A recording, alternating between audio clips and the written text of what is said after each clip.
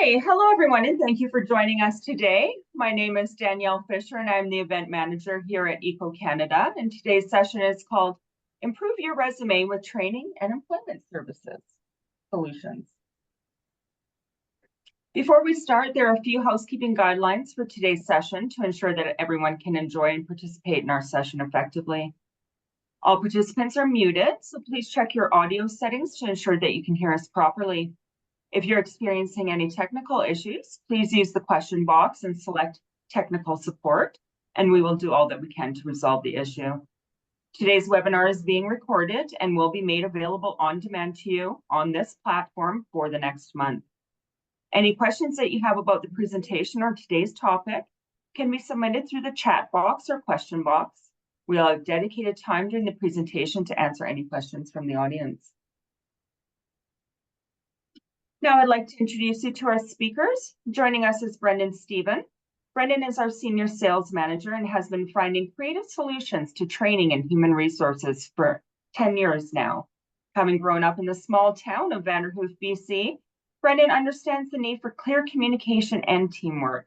After attending the University of Alberta, Brendan continued to educate himself and endears to be a lifelong learner. Brendan is committed to helping improve the environmental industry and works hard to live with an intentional focus on renewability and sustainability. We'll also hear from Karen Dege. Karen oversees part of our Ontario region placements under the employment programs at ECO Canada. As program coordinator, Karen coordinates funding provided by the government to employers and candidates and students to cover part of their employee wages. These employment programs stimulate environmental careers, skill development, business growth, workforce support, and workforce advancement while providing young employees with valuable on-the-job experience, helping support the overall growth of Canada's environmental workforce. Over to you guys. Thank you, Danielle. Welcome, everyone. I am Karen. I work on the employment programs team, and I will be taking you through our wage subsidy funding programs. Great. Next slide, please. So just a little bit about ECO Canada. Oh, there we go.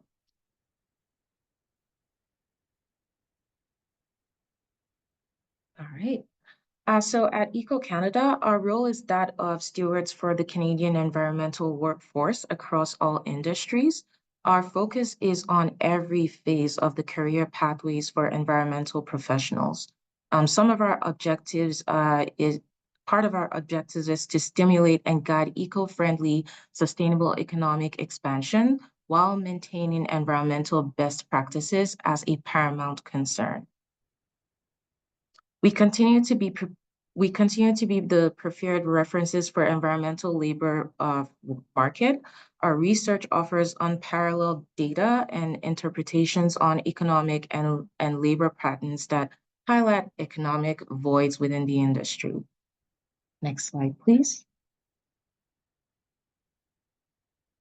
Now, within the wage subsidy team, we have facilitated connections between environmental organizations and early career professionals for over 2 decades now. Some of this benefit to our employers includes increased work capacity, increased employment retention, reduced staff training costs, and just support of the new qualified environmental worker in their field. Now, what ECO Canada does and what the wage subsidy team does is that ECO provides wage subsidies to employers that are willing to hire recent graduates or students that are currently enrolled in their post-secondary institution in a role in their field. And in turn, ECO Canada is able to reimburse some part of the intern's wages to the employer for providing that work experience. We do find that after these placements or these co-op placements, the organizations do tend to keep these individuals with the organization just because they have trained them and then the placement seems to be working well. Next slide, please. Now we will be going over the 4 programs that are currently offered for the current fiscal year. So from April 1st of 2024 all the way to March 31st of 2025. So in total, we have 4 programs. One program would be our Student Work Placement Co-op program for hiring students in a post-secondary institution in a program that is at least 2 years long. So in a 2 to 4 year degree. Now, for this program, the funding is 50% to a maximum of $5,000. The eligible roles would be roles that are in STEAM. So anything in science, technology, engineering, arts, mathematics, or business with a positive outcome on the environment. The placements have to be a minimum of 6 weeks to a maximum of 16 weeks. And for the students to be eligible for that reimbursement, the student must have worked a minimum of 180 hours through the duration of the placement. Now, some key points about the program is that for students, you do not necessarily have to be officially in your university's co-op program to participate in our funding. You would just have to be either a Canadian citizen, permanent resident, or a person with refugee status to qualify. And you will have to be currently enrolled in your Canadian post-secondary institution in a degree that is 2 to 4 years long. Now, the great thing about this program is it also doesn't have an age limit. So you just have to meet that residency requirement, and you would have to be enrolled in your post-secondary institution, returning to complete your degree. Now, for this program does not have any training funds, just because you're currently in your post-secondary institution and receiving all that training in your program. Now, for the host employers, you would only have to be a Canadian citizen, Canadian-owned company, or Canadian subsidiary to qualify for the funding. Unfortunately, municipalities, governments, and post-secondary institutions do not qualify for our student work placement program. Next slide, please. Now, moving on, I will be taking you to through the 3 full-time programs that we have. So we do have our Science Horizons Youth Internship, our Youth and Natural Resources program, and our Digital Skills for Youth program. Could you go to the next slide, please? So the first one I will be going over would be our Youth and Natural Resources program. For this program, the funding is 75% to a maximum of $20,000. And then if the candidates fall within that equity deserving group, the funding could be 75% to a maximum of $30,000. Now, for the roles that we're looking for under this program, they would have to be within one of the 4 sectors of natural resources. So either the forestry sector, the science sector, earth science sector, minerals or mining sector. And then the final one would have to be our energy sector. And then for the placements, they have to be a minimum of 3 months to a maximum of 12 months. And for the duration of those placements, they will have to be full-time. Unfortunately, this program does not allow for part-time positions. Now, for this program, it does have additional funding that can be put towards training, but please note that this additional funding is already included in the total subsidy. This is not an additional funding on top of that $20,000. So for example, if you are only matched at $15,000, you may have $5,000 that could be put towards training. So that training would be 75% to a maximum of $5,000. Now, the way it works is you will have to complete a training request form first to be pre-approved by us before any of that purchase is made. Now, for candidates to be eligible for the program, you would have to be either a Canadian citizen, permanent resident, or a person with refugee status to qualify. You would have to be legally entitled to work in Canada as well, and you would have to be 30 years or younger to participate in the program. Now, for host employers, you just have to be a Canadian-owned company or Canadian subsidiary to qualify, and the program is open to all businesses of all sizes. Next slide, please. Now we would be going into our Digital Skills for Youth program. This program is designed for job positions that are in the digital skills area. So for example, things that have to do with software and video game development, coding and app developments, network troubleshooting, adaptive technologies, web-enabled learning, or website development would be things that we are looking for under that program. The funding for the program is 80% to a maximum of $18,000. And then if you're a not-for-profit organization, the funding could be 80% to a maximum of $25,000. The program has to be a minimum of 3 months to a maximum of 12 months. This program does allow for either full-time or part-time placements, so that's something that's good. Another thing that is available is the program does have training funds, but this is not an additional funding. This is already included in that total wage subsidy amount of $18,000. So if you haven't maxed out the funding, then you may be able to take part in some sort of training, but you would just have to connect with the regional coordinator for that. Now, within this program, for the candidates to be eligible for the funding, they will have to be either Canadian citizens, permanent residents, or a person with refugee status to qualify. They have to be legally allowed to work in Canada, and then they have to be 30 years or younger to qualify for the program. For host employers, you would have to be a Canadian-owned company or a Canadian subsidiary to qualify. And for this program, the funders are looking for organizations that are small to medium size and also not-for-profit organizations. Next slide, please. And finally, we will be going over the final program, which would be our Science Horizons Youth Internship for recent graduates. So the funding for that program is 80% to a maximum of $25,000. The kind of roles we are looking for within the program would be ones that are strongly related to the STEM field. So anything in science, technology, engineering, and mathematics with a positive outcome on the environment would be one that's good. The placements have to be a minimum of 6 months to a maximum of 12 months, and they do have to be full-time for the duration of the placement. Now for this program, this is the only program that does have additional training funds on top of the wage subsidy. So aside from that 80% to a maximum of $25,000 for wages, the interns do have access to training support in 80% to a maximum of $5,000.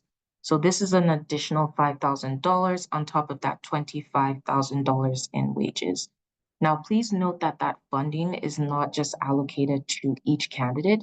It is taken from a pool. And so what we do is we keep pre-approving the training requests until all the funding for that training support has been allocated.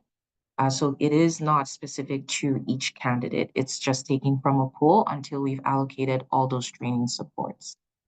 Now, for candidates to be eligible for the program, they would have to be either Canadian citizens, permanent residents, or a person with refugee status to qualify.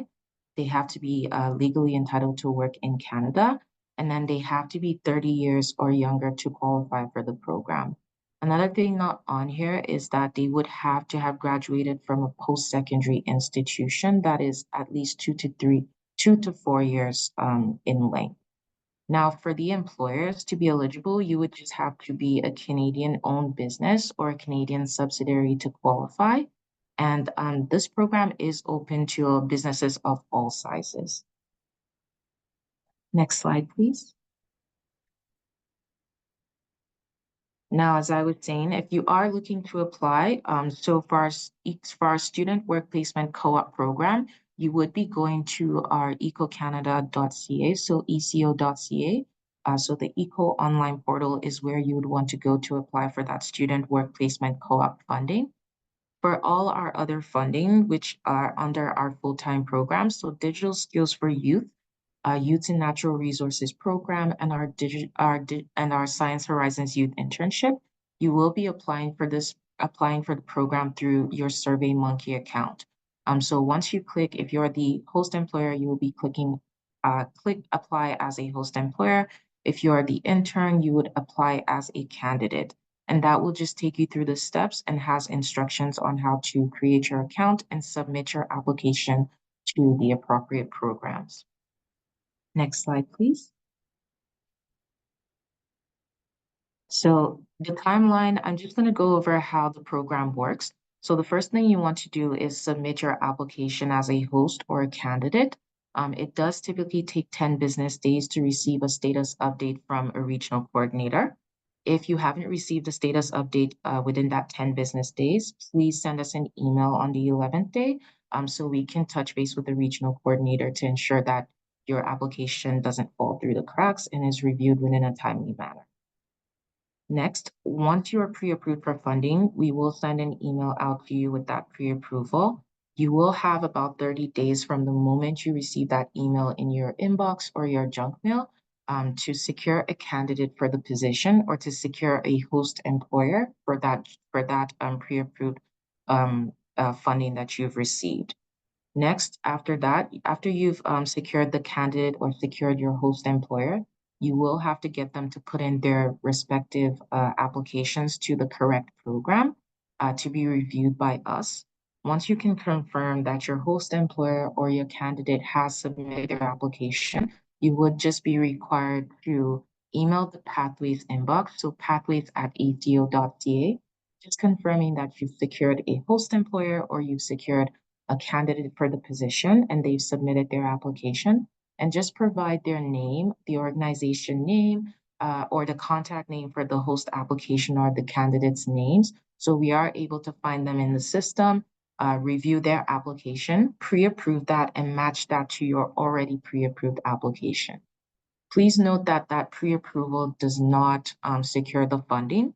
The funding is only secured after your pre-approved application has been matched to either your host employer's pre-approved application or matched to your intern's pre-approved application. After that matching process is done, the contracts are sent out by EcoCanada, and these have to be signed within 15 days of receiving them. Usually the contracts are sent through DocuSign. So they first go to the host employer to complete their portion. So the signing of the host contract, provide the banking information for reimbursement, and authorization for direct deposit forms. Once all that is completed, the contracts are automatically sent over to the candidate to complete their intern agreements. And then once they are done, it is sent back to EcoCanada for that final signing and filing. Once that has been completed, I can confirm that at that point, you would have secured the funding. And then a few weeks later, you would receive an email just inviting you to an onboarding session, just to take you through what is expected of you through the placement now that you have been matched in the program. Next slide, please.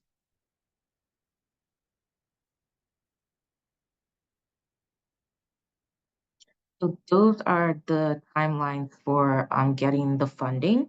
Now, as host employers, what you should look for after you've been matched into the program, you will have to complete reports for that intern. The reports could range from 1 to 4, depending on the length of the placement depending on the length of the placement. Along with those reports, you would be required to submit the intern's latest year-to-date pay stubs to us, just because that is what we use to calculate reimbursement back to your organization. And then through the placements, you would usually have monitoring calls just to check and see how the placements are going, to see if there's any other way that EcoCanada can support you or your intern. And then if there are any follow-ups that are needed, your regional coordinator would just reach out to you to provide or to request that information. Next slide, please. Now, as the interns, once you've been matched and you have received your contracts, you would just have to sign that within 15 days of receiving them. Within those contracts, you'll just have to take note of your report due dates. Just to let you know that the report due dates for host employers are the same as the report due dates for the interns. So if you, the intern, has a report, it means your host employer also has their report due. So you would just have to complete your reports. And then if there are any monitoring calls that we reach out to you for, please cooperate with your regional coordinator The monitoring calls are just to ensure that you are receiving all that training in your position. And then to see if there are any other ways that EcoCanada can support you in your role. And then finally, any follow-up that's needed through the placement, your regional coordinator would be reaching out to you either by email or by phone call, just to request that information. Next slide, please. And that is all about the wage subsidy funding programs. And I'm just going to hand it over to my colleague Brendan to take us through some training supports as well. Perfect. Thanks, Karen. Yeah, no, I'm going to talk a little bit more about training, training in general as well. But like Karen just kind of mentioned, the wage funding program is really an impactful tool that you can add on to your resume, and you can show employers or potential employers that, hey, I come with this additional funding, and it can greatly increase your chances of landing the career or the job that you're really looking for. So in training, we're going to talk a little bit about the role of training in finding different positions, types of different training, and how EcoCanada can help as well. Before we get into that too much, we have a bit of an icebreaker question here. So I want everyone to think of what skill are you really interested in improving, or certificate you really want to get as well. And as we have this kind of conversation, I'd like you to try and think about that different skill you'd like to improve as we're talking about it. Why is this skill going to be beneficial for different employees, or why is it beneficial for you to take the skill or add it in? And where does this skill really fit in with the different kind of trainings we'll be talking about as well? So if we go to the next slide there, we're first going to talk about the role of training and career development. So why would we want to take training? Now, a lot of us are lifelong learners, like I kind of chat about in my bio there as well, that Danielle talked about. That's awesome. That's great. That's really important to be a lifelong learner and look to be really improving yourself as you go ahead. But the other really great benefits of training that in career development is that it can help you get that promotion or that job that you're really looking for. So companies don't just give you raises for no reason. They give you raises for the additional skills that you have added to your resume or to your skill set, and the additional tasks that you can kind of take on. That's what a company's kind of looking to do. And it sounds really simple when you lay it out there, but it's something to really keep in mind when you are taking training, because you're going to be taking training out of your day, usually not in work times, to then go ahead and spend it on something that you could be doing other things. But this training will be helping you get that position or that career that you're really looking forward to in the future, or that really will be really valuable for you. So to start the base in the beginning, there's lots of different types of training solutions. There's workshops, there's online courses, there's certifications, there's more formal degrees, and there's different learning conferences you can go to. All of these are different when they come to how valuable they are, but they each have a different place when it comes to your training kind of skill set. So usually in degrees, you learn the base or bulk of what you'll be applying in your workforce. But then workshops, online courses, certificates, they can add and supplement and make your resume and yourself really stand out in terms of getting that ideal position as well. So if we go to the next slide there's lots of different benefits when it comes to investing into yourself, like we kind of chatted about, enhancing your skill set, increasing your different job opportunities, and really building confidence. A lot of the different applicants we see, they have imposter syndrome, not knowing if they're going to be really a fit for the different positions they're applying for. I believe it's 80% of the people who apply for different positions aren't a perfect fit. They don't check every single box, and you're not expected to. You're supposed to apply for those positions and understand that you can learn into the positions as you go forward too. So taking different certificate and training programs will build your confidence and help you apply for those new roles and new positions as well. A brief story about using training to move up and help kind of get different positions that you find valuable is that I recently took a different training course from Royal Roads University on leadership and management. I had been working in a leadership and management position for years, but I thought it'd be valuable for me to take a specific course to really add to my additional skill set and refine what I'm learning too. The other really beneficial thing of taking a course like that is learning with peers and creating a larger network and a core group that you can work with too. So there's all sorts of different benefits of actually improving those skills that you have in those different trainings. Some are very obvious and evident in getting a raise or promotion, and some are a little bit less, a little bit more hidden for sure. So how do you choose the right training for you? If we go on the next slide there, that's a really personalized question. So the best thing about being in the information age here is that we have a lot of different options and trainings. And not all of the trainings that we have are created equal. So if we're looking to learn about a specific skill or project management or something, you're going to have lots of different opportunities and different options to go out there and take that training.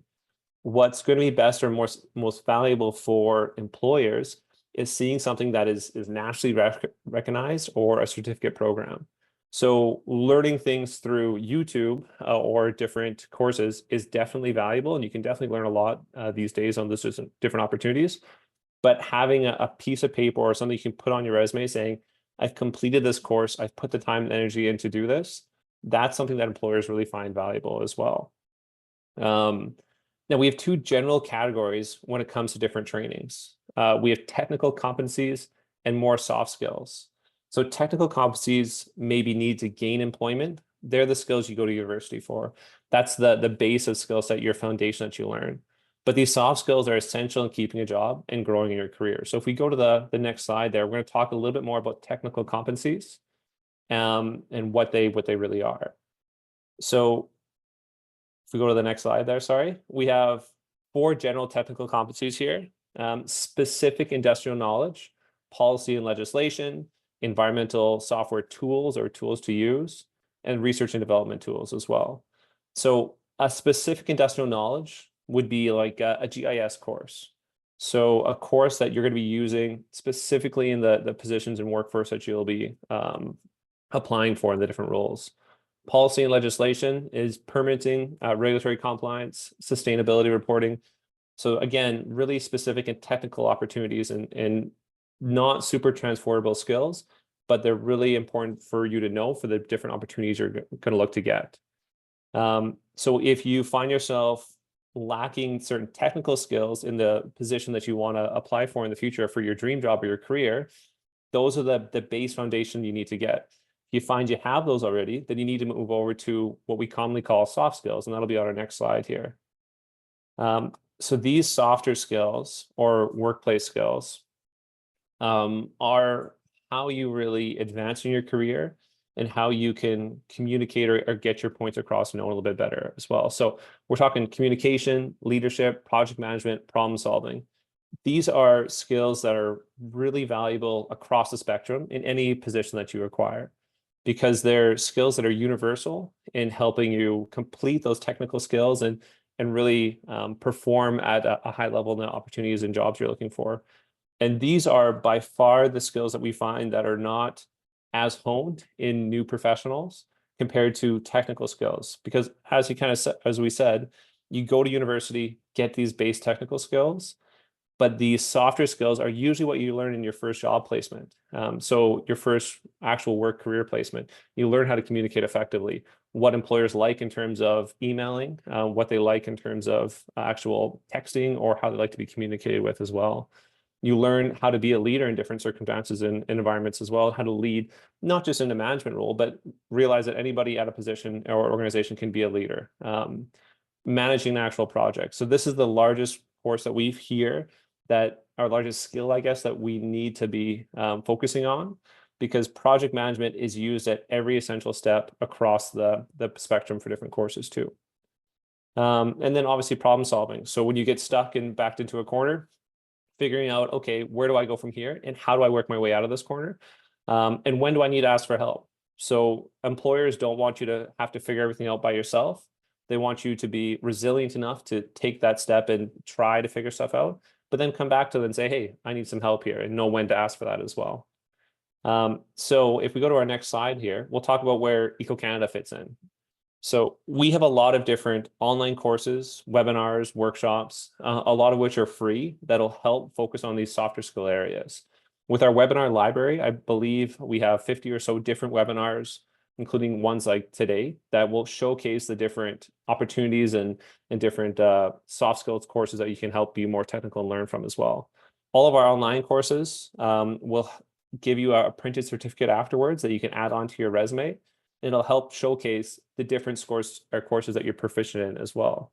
We also help, we have a job seekers toolkit that can help you build your resume and help you find the position you're looking for. So essentially what WECO Canada is doing is we're an HR company that's designed to help environmental positions or environmental searchers find their different career job and help them transition to the environmental network as well. So we're here to help you. Anything you can kind of think of, oh, how can we do that? We have probably a solution for that already, like putting on a virtual career fair like today. So going back to our key points on the next slide there, the key messages to take away is not all training is created equal. So some training is going to be really beneficial for yourself. It's going to be a training that's certificated or that you can actually showcase on your resume of things you've learned, and that employer is going to see and say, yep, that's valuable. That's what I want to see. The job market is ever evolving is another key message to say. So staying stagnant and learning about the same stuff that we learned about 10 years ago, 5 years ago even, is not going to be relevant to 5 years in the future. As you've kind of already seen, we have different courses on AI development kind of coming out and different workshops or webinars that we're focusing on that as well. That's something that's going to be really big and prevalent in the future too. And then lastly, your resume is your personal marketing tool. So it says a lot about you when you don't get the opportunity to say that. So having the different courses and different areas that you want to really showcase who you are on that resume and all your skills on there too. So lots of different kind of important information that we can kind of showcase off. Now, I believe we'll take some questions here and spend a lot of time kind of chatting with everybody at these different that has questions, but we'll also be at the different roundtables later on, so we can come and chat with us one-on-one about different opportunities and how we can help that way as well. So I'll open that up for you there, Danielle, and you can kind of chat with us there. For sure. Thank you guys so much. That was a wonderful presentation. It looks like there's a lot of opportunity out there for our burgeoning young environmental professionals. So we do have quite a few questions. We'll try to get through them all during this webinar, but like Brendan said, you can come and meet them at the job board, the BEAR board, or the job roundtable or the BEAR roundtable, and they'll be there to answer any of your questions for you.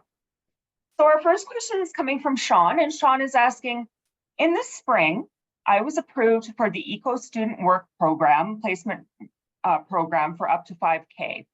But the incentive has not been fruitful in Nova Scotia.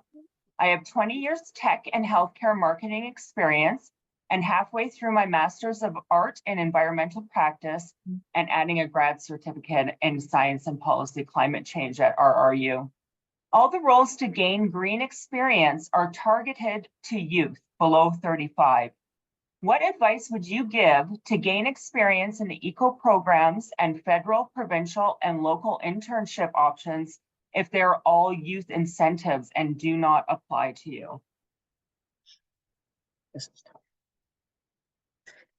I would say just keep applying to these roles and then keep checking back with us at Eco Canada. So you can call our wage subsidy funding program team just to see if we may have any funding that would be eligible for you. For last fiscal year, we did have a program that didn't have that age requirement, but unfortunately, the programs are not something we can guarantee to have every fiscal year. So I would suggest maybe checking with us in sometime in February or March to see if we have any updates on new programs that would open up on April 1st. And hopefully we may be able to get you into one of those programs, and hopefully they won't have that age requirement that's limiting you. Brendan, All sorts of different funding programs out there. Brendan, any thoughts? Yeah, no, I think Karen summed that up really well. The different wage funding programs, they are all unique in how they kind of have limiters on different sections for sure. Like Karen mentioned, our SWS program last year didn't have an age cap. So every year at the beginning of our fiscal year, which is end of March, beginning of April, we'll know what different programs have been greenlit, which ones are going to go ahead, and what the requirements are for those as well. So yeah, some will have opportunities for people over 30 as well. Some will be, most are 30 and under, but we're seeing a push to having those kind of limits taken off as well. So hopefully that happens, mainly because a lot of the people applying for those positions have first a graduate degree, and then they go on to get their master's as well. So they're really well educated, and that pushes them over 30 sometimes. But they're still entering the job force or the workforce for the first time, and that's what the programs are designed to help with. Yeah, it must be difficult coming out of a master's program like that, especially at that age, and then to be coming into that as an entry level. Sure. Here's a question from Anon. They're asking, does the energy sector for the Youth and Natural Resources wage subsidy include renewable energy and clean tech, or only extractive energy industries? So they include both, so all are welcome. Okay, great. Here's another question from Anon. How could we market being pre-approved for wage funding on our resume or during an interview to increase our chances of getting hired or for getting an interview? So for me, I typically tell students and candidates to add that information on their cover letter, just letting the host employer know that they are pre-approved for the funding, providing a link to our website in case they have any questions, and just including the funding amount that you are pre-approved for. I find that when host employers see that, they just jump on that opportunity and they give us a call just to see how they can get the ball rolling with that. So that's one way to do it, would be definitely putting that on your cover letter. It could also be a conversation you're having with a recruiter where you're just telling them about the programs offered by Eco Canada and you know what they're able to take advantage of if they're able to take you on in that job role.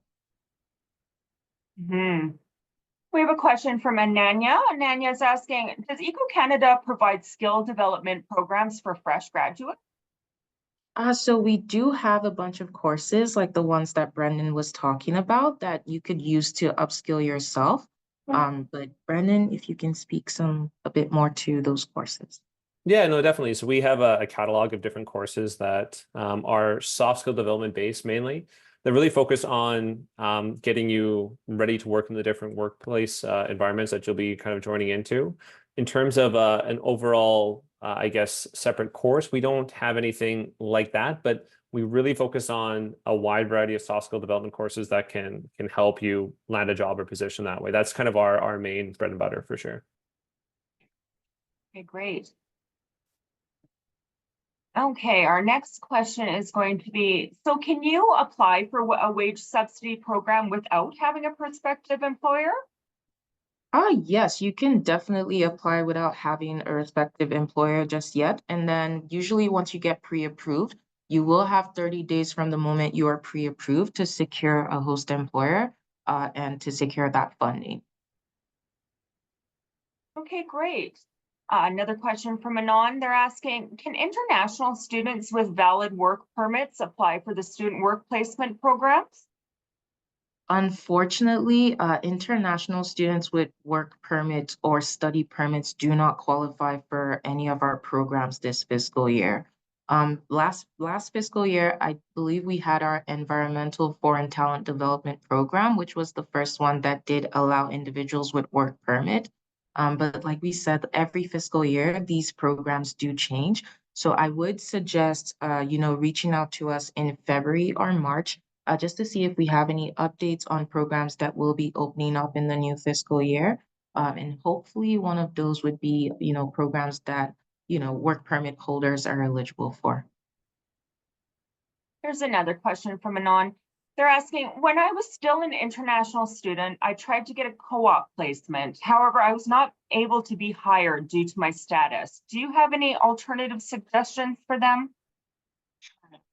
Not at this time. I would just suggest just keep applying and just putting yourself out there. Unfortunately, I don't have any advice or anything that I could add that would help with individuals with a study permit.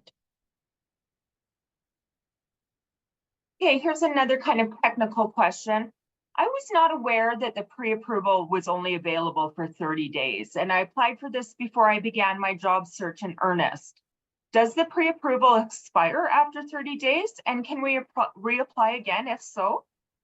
My apologies for that confusion on my part. So for the students and candidates, once you are pre-approved, your pre-approval is valid until you get matched in our system, or until you become ineligible for that program. So for student work placement, if you graduate, you would then be ineligible for that co-op program because you have graduated. But usually for candidates and students, your pre-approval will remain until, you have been matched in the system or you are not eligible for the program again. But for host employers do have 30 days to secure a candidate and submit that name to us to be matched in the system. If not, we will have to move that pre-approved host application to a decline. Reason for this is just because we do get a lot of traffic for these programs, and we are still required to provide a final status update to all host organizations. So we do have to keep that 30-day mark so we are able to keep, reviewing more applications and matching in our system. Now, I think you covered this, but I'm going to ask it again. Is the wage funding program available to recent graduates from accredited Canadian institutions with open work permits? Unfortunately, work permit holders do not qualify for our programs this fiscal year. But I would suggest checking back with us sometime in March or February, just to see if we have any updates on programs that are offered on April 1st. And then we're getting a lot of questions from newcomers and immigrants that are coming. Do we know when or if we're going to get funding for an EFTD or something similar, a program similar to that this year? It doesn't seem like we will be receiving EFTD funding this year, from what it looks like. So I would say check back with us in February or March, and hopefully we are able to secure that funding. Absolutely. So I have some more generalized questions that I would like to ask you guys. What common skills or certifications do employers in the environmental sector look for when they're reviewing resumes? I would say technical writing skills, reporting skills, and project management. Those are the really big ones for me that I know of. Yeah, no, I agree with you right there for sure, Karen. It depends on the role specific skills, obviously, to make sure you can do the job. But then looking at anything that has project management, leadership, or those softer skills that showcase that you can do the job well. And you can communicate and collaborate with different teammates as well. Those are skills that I think employers find invaluable for sure. Okay, we actually have another question from Andre they're asking, I noticed that the funding for the Youth and Natural Resources has been allocated as of September 10th, with employers added to a wait list as of that day. Since positions have to start before December 31st to be eligible for funding, are there any prospects for employers to get off the wait list by then? We would hope, but at this time, the additional funding isn't guaranteed. We would hope that other delivery organizations don't meet their targets, so we get more money to move forward with further pre-approvals. But right now, it is very hard to determine if we will be receiving additional funding from the government. What I've been telling people, if you are going to hire, regardless of if you receive the funding or not, you can go ahead. And if additional funding does become available, we will go back into those waitlisted applications to provide a final status update. And usually at that time, if we are doing it when the interns or candidates are already hired, the reimbursement will just be retroactive to their first day. But unfortunately, we don't have that guarantee saying that we will receive additional funding, but we are just hoping that the funders can look at the list, the number of individuals we have on that wait list and maybe provide some more funding to move forward. Great. Can you describe the key training programs that EcoCanada offers to help job seekers improve their resume? Yeah, definitely. I can jump on that for sure. So we have some courses that are very specific for improving your resume. I think we have a course called the Job Seekers Toolkit as well that helps specifically look at your resume and how we can improve that and basic tips on how to improve it. That's $50 or so. And then we have other courses that will amplify the skills that you have or showcase those skills. So we have a project management course. We have 2 different ones in a project management bundle that showcases that you understand how project management works and the language of project management, so you know where you fit in on different projects.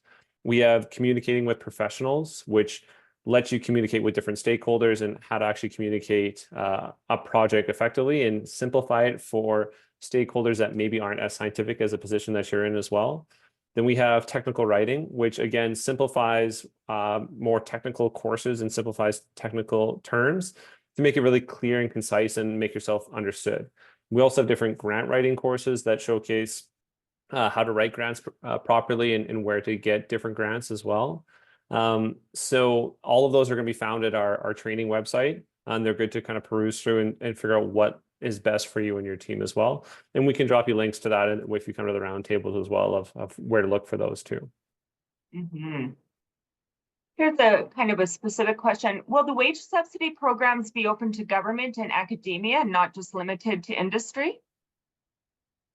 I believe some of the programs are open to governments and academia. It's just that student work placement co-op program that unfortunately they do not qualify for.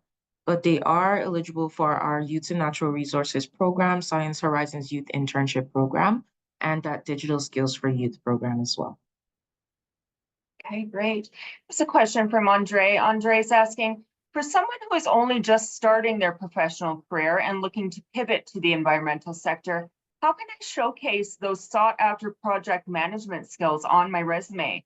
Are there any specific credentials I can acquire to showcase that you might recommend?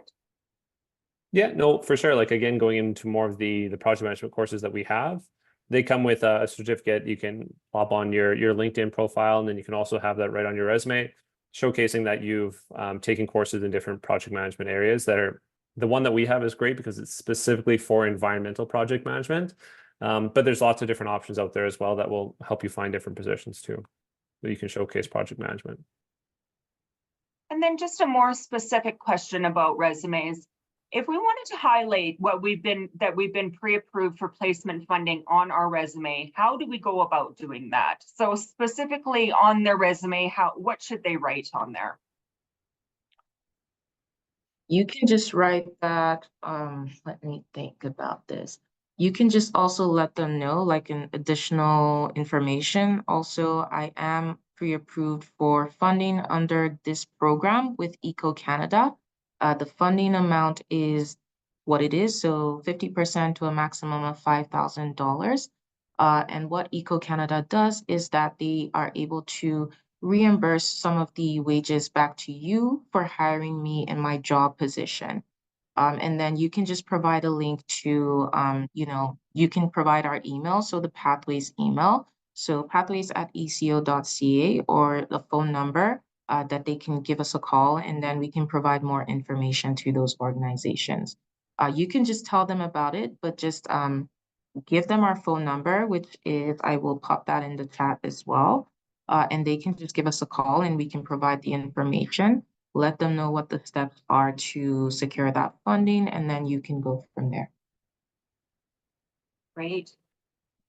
As a recent graduate from an environmental program, my university department did not offer co-op opportunities. I'm now having trouble finding a job in my field of study. What would you recommend I do? Maybe a job board, Brendan? Yeah, for sure. No, it'd be great to check out our environmental job board. So we have the largest Canadian environmental job board.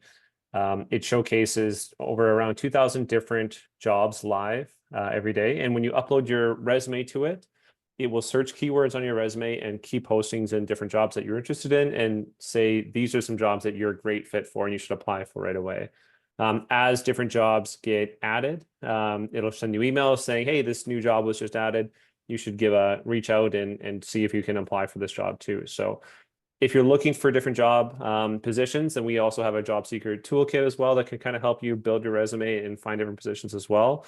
But yeah, no, there's lots of different resources on our website, eco.ca, that can kind of help you find different positions that way. Great. Okay. They're asking for the website link. Would one of you mind providing that into the chat for that as well for Pathways too? Yep, no worries. So we have another question. What advice would you give someone to breaking into the environmental industry to make their resume stand out?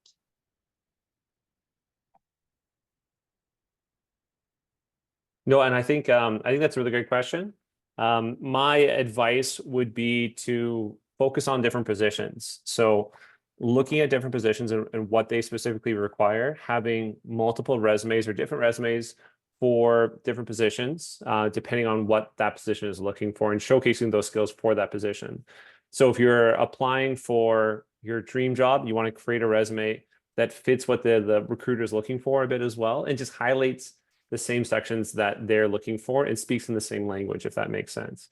So if they're talking specifically about different proficiencies that are needed, make sure that those are highlighted on your resume to showcase that you have the skills to be able to do the job that they're looking for. And I guess another point that goes into that, if you don't have all the skills you're looking for, take some courses to gain those skills, and then you can showcase those as well. Mm-hmm. Let's ensure that they're choosing the right training to align with their specific career goals in the environmental sector. Yeah, and that's a really good way to find out what the right training is to look at the different requirements from a job poster's perspective. So look at what is required of somebody in the dream job that you want, and then go grab those skills as well and take courses for those. Wonderful. I think that brings us to the end of our webinar. Do you guys have any last words or last bits of advice that you would like to provide to our audience? No, I would just say come visit us at the different roundtables going around. Check out our website, eco.ca. We have a lot of different help on there. But the roundtables are just here to kind of discuss EcoCanada's different products and how we can help you find different positions. And we'll have a lot of different companies on the different exhibits as well, and go check them out and ask different questions there. Absolutely. Please go out and check out the exhibition booth. There's a ton of employers there. They have a bunch of different jobs and throughout the sector that look really interesting. So there might be an opportunity for you there. Karen, any last words before we sign off? No, not at this time. But if you do have any questions that do pop up after this, I will be in one of the round tables. So come join me in the Employment Services and Wraparound table, and I can answer your questions there. Absolutely. Please join them at the round tables. They're there to answer any questions that you have. Thank you all so much. This brings us to the conclusion of our webinar series. There is more programming for this afternoon. There are the round tables, there is the exhibition, and there is the lounge for networking amongst the attendees. So enjoy the rest of your day. Thank you so much, Brendan. Thank you so much, Karen. Wonderful presentation. And that is all for us now. Goodbye. Goodbye. Awesome. Bye, everyone. Thanks, Danielle. Thanks, Karen. Bye-bye. Thank you.